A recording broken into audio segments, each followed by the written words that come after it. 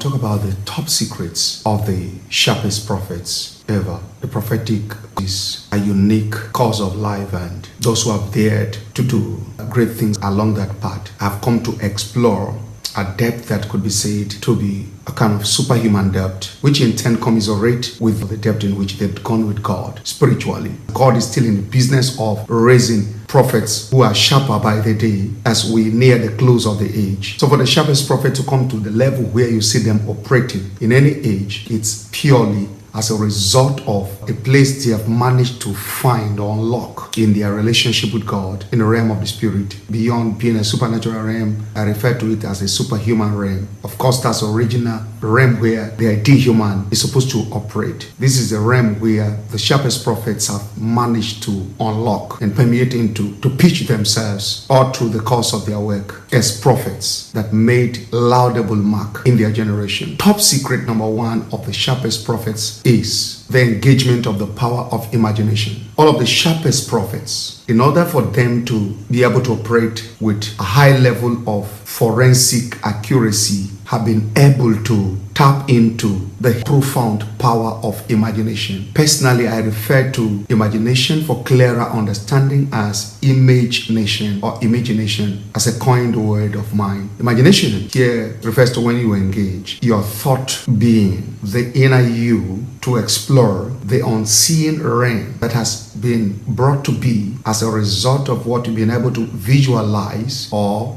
have had or have felt. You engage your thinking machine called the mind to begin to explore inwardly what you may have seen before, have heard before, or have touched before, or smelled before. By the time you're doing that, you create image within your mind. These images you create within your mind are at times just normal pictures of what you've seen before. Flash of those pictures pass through your mind as a prophet. Next, this image can be a replay of an experience you've had before, so that an experience you've had 20 years ago, 10 years ago, 5 years ago can be replayed in your mind, so that you can virtually pick everything that you had replayed within you during the course of your engagement of your imagination. And because this is strictly an account of the mind, prophets will usually look for a place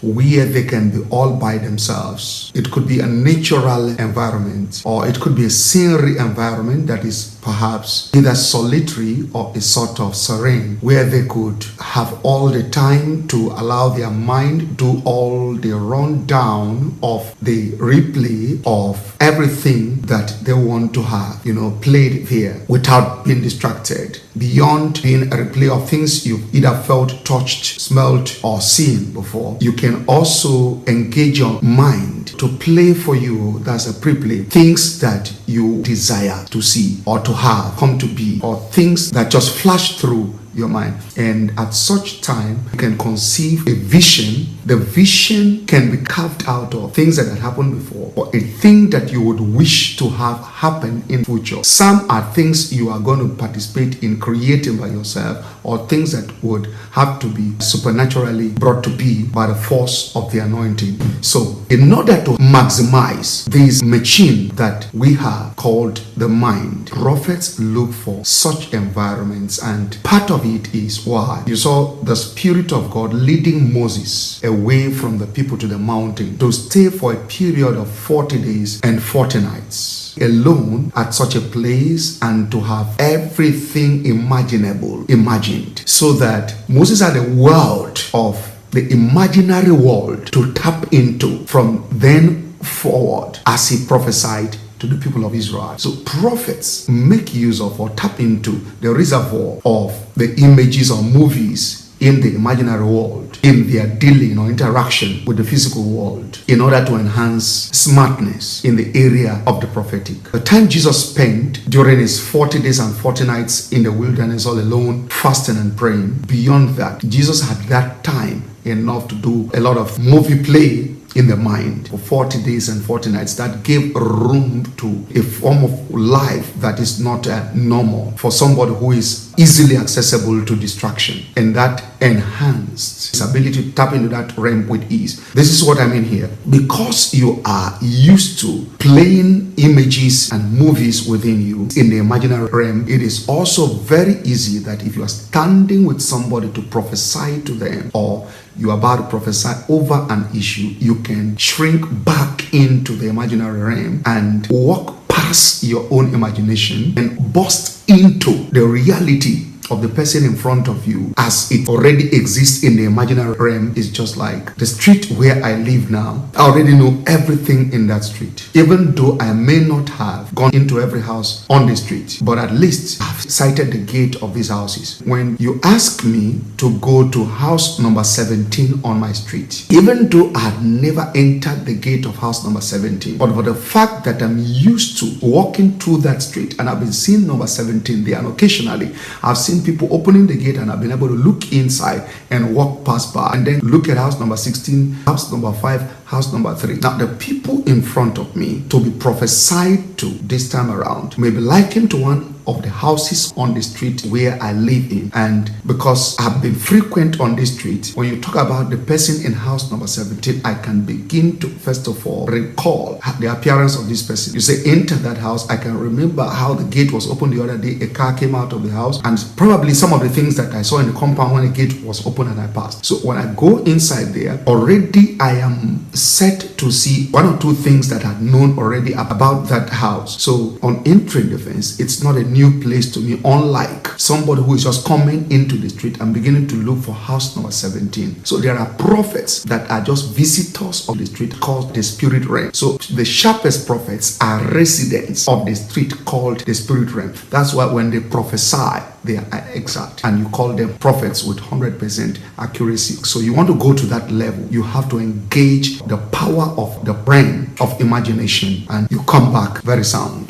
Top secret number 2 of the sharpest prophets in the world is the fasted life. We have all kinds of prophetic codes, we have all kinds of codes, and so on and so forth to tap into in order to be able to perform excellently as prophets. Remember that the thing called prophecy is born from a normal person interacting with the spirit realm or interacting with God and then relating to men. So this man forms an bridge between God and men, or forms an bridge between the spirit realm and men. That's essentially what the prophet does when he prophesies, and then is able to make some interplays there as a result. So one of the things that keeps the prophet fit to undertake this task with ease is the fasted life. You see, athletes, in order to keep fit, they exercise frequently. So in the same vein, it is fasting and prayer that enables the prophet to keep physically fit and spiritually. I think this is as clear as crystal. So a prophet who doesn't juggle himself daily with fasting and prayer monthly or weekly has nothing to do with forensic prophesying unless he does this. So if a prophet is conscious about the value of fasting and praying, he will go very far into becoming smart with the prophetic. There's a secret that lies here. There are certain moments that he performs the best. Fasting until 10 a.m. has an effect. Fasting until 12 noon has its own effect. Fasting until 6 p.m. has its own effect. So fasting a day 6 to 6 has got a different effect from fasting 1 week 6 to 6, or fasting 21 days 6 to 6, or fasting 40 days 6 to 6, or fasting 7 days dry, or fasting 21 days dry. When Jesus said, "This kind goeth not out except by prayer and fasting," he wasn't joking. And when I looked at that scripture, I said, if prayer and fasting was required for this demon to come out, it also means that there is as well grade of prayer and fasting. Because if a particular demon was waiting for you to pray and fast before it comes out, there is a particular demon that is as well waiting for you to go a certain degree with praying and fasting. And so every prophet needs to exercise himself in a place of praying and fasting effectively. effectively to the level where you know exactly how many hours you go with fasting in order to be very smart spiritually. You need to check your body reading with praying and fasting, because that's what keeps you fit. There are times when you are not preparing to fast, but the Spirit of God will just make you fast. The next day again, the Spirit of God makes you fast for that day, and so on and so forth. So no prophet has got power over this. You allow the Spirit to take you through, but don't forget that as a prophet, you're still a human being, so you don't destroy the vessel before its time while you're doing all this. Whatever you are doing has to still be done with wisdom. Howbeit, the fasted life is the best life for the highest or sharpest prophetic acrobatics or prophetic gymnastics, prophetic performance in essence. So that may concern the kind of food you also eat. Not all the time it's a complete empty stomach fasting. Heavy food, light food, fruits, and so on and so forth. You need to check those things out and check how these things go with your body as a person in particular. So there is power in exhibiting the fasted life. It's a secret for the sharpest prophets you see around. And lastly, the power of superimposition. This is what I mean. The superimposition of the spirit person over the physical person you're seeing. So that any prophet who intends to be smart daily tries to see himself becoming more spiritual by the day. There is no prophet you see out there carrying out crazy exploits in the prophetic that doesn't daily try to reinvent themselves by way of trying to live a life that is physically operated